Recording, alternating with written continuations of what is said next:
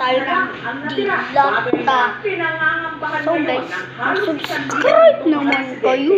Naku, may paganyan pa po kayo. Salamat. Nag-iirapan ako sa mga video ko, tapos ganun lang gagawin nyo. Poster. Thank you, bossing. Ginawa mo yan? Salamat ha, salamat. Gaya ng iba pang island barangays ng Tubigon, panginista ang kabuhayan ng mga tiga-Batasan Island. Katunayan, kamangha-mangha ang ganda ng kanilang bakawan. Kung iba timeline daw po yung nangyaring sa Kuna, dito sa Isla Batasan, itong bahay na ito ang magsisilbing marker. Kasi itong bahay na ito dati, sabi mo nila, napakaganda. Umaalog na. Umaalog! Baanghang-anghang unti, pero hindi. Aftershocks ba yun? Masarap guys. Kaso, nung lumindol, Paborito ko ito dati. siya ng Bohol, taong 2013, napansin na lang nila, bumaba ng gusto yung level ng lupa na pinapipiritan ng bahay hanggang umabot na siya dun sa level ng dagat. Ngayon, pag titignan mo, para na siyang nilamo ng dagat. Yung bahay na yan, ma'am, bago pa na rin Wala yung tayong may, ano yan, may dalawang Kalin. Magandang bahay Oo, maganda. Oh, may aircon yan. Rest house, parang gano'ng sa vacation house. house sa may aling. Nung lumindol, Yan. bumaba yung lupa hanggang napunta na sa tubig. Ganun ba yun? Asa naman yung may-ari na yun lang? Wala din sila dito na So guys, sabi ni mama, So meron ng mga nakuha. dati daw kumain daw siya ng mga ng ganito dun sa mga kaibigan niya. Nilagyan daw nila ng sili. Umiyak-iyak daw sila. Nakikita lang natin yung dati Walang sa ahang-ahang pa yan. yung ibang mga Sili kaya mababaong ko lugar. Hindi naman ho ganito dati dito. Gaano ho kalayo yung dagat dati? Hindi yung pumapasok dito yung dagat. Hanggang sa ano lang, sa likod lang sa bahay na. Wala na, lumagpas na pumasok na yung bota. Mabigat na yung bota ko dahil napuno na ng tubig. White ang bota nito. Kasi may mga parts na mataas yung level ng tubig. Kailangan ko tumao. Isa lang solusyon dyan. Tignan na ang pagbubota. Sa mahigit isang dekada ng ganito ang sitwasyon ng Batasan Island, ang mga residente, sanay na raw sa mayat-mayang pagtaas ng level ng tubig. Ganito ho ba araw-araw? After 1 week, ano naman yung tayo naman, next week, May laktaw-laktaw naman na isang linggo. Para ma-monitor ang tides o ang pagtaas o pagbaba ng tubig, ang mga bahay nito, hindi nawawalan ng kalendaryo. malaman namin kung may pwede kami tumigil sa kanila. May panabong din si tatay. Wala yata hindi basa dito. Lahat, basa. Lahat pinapasok ng tubig dagat. Parang high tide, low tide. Ganito ang buhay nila. Oh, kamusta po? Okay kayo na tubig yung Ano naman kayo, mga tutulog sa dagat. ano daw po kapitana? Yung dagat, parang ano, yung dagat ang balos ko. Ang gamot sa rayuma. Yung nga yung sinasabi nila noon pa. Lolo, marumi eh. Oh. Halo-halo na yung mga May basura. ano na guys. At dahil wala silang malalaking bato para pangharang sa tubig mula sa dagat, ang gamit nila, tumpok-tumpok na Tulong! na nakasisira Tulong! sa kanilang karagatan.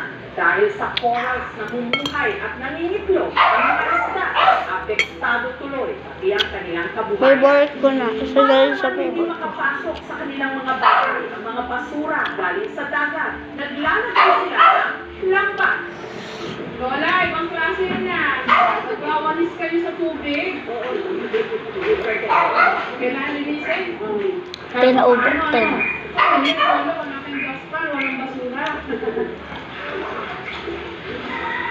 Ito yung kwek-kwek kanina guys. Ay, nagwawalis din sila, oh. Siguro 9 over 10. Parang yung lola din kanina, iba. Yung pala, common practice, inawalis pa rin nila yung tubig. Pero mas masakit yung balat. Pumasok yung bilis. Infinity over 10. Dapat kumaksak nila na ito. Lalo na yung plastic. Nanguhuli kayo ng isda o basura? Basura to. Basura. Marami-rami mo kayo nakakaputin. Kasi pag babalik kumaya-maya. Lubog ang kanilang basketball court. O ang ang mga residente tuloy pa rin sa paglalaro. Ang kalsada, instant swimming pool. Sa tubig, may mga isda sa kalsada at ahas tubig. Kung tawagin dito, tangki. Dito, tayo ng tao. Hindi na ulit sa tagtigaw. Gumagawa ng bahay. Kamusta ko kayo dyan? Ay, yung bahay nyo dati, lumubog. Kung nagpapagawa kayo ng bago. Nangungutang ang pagpapagawa ng bahay. Isang ito po. Ito ba? Hindi na ako ang sinabili dyan. Hindi na siguro.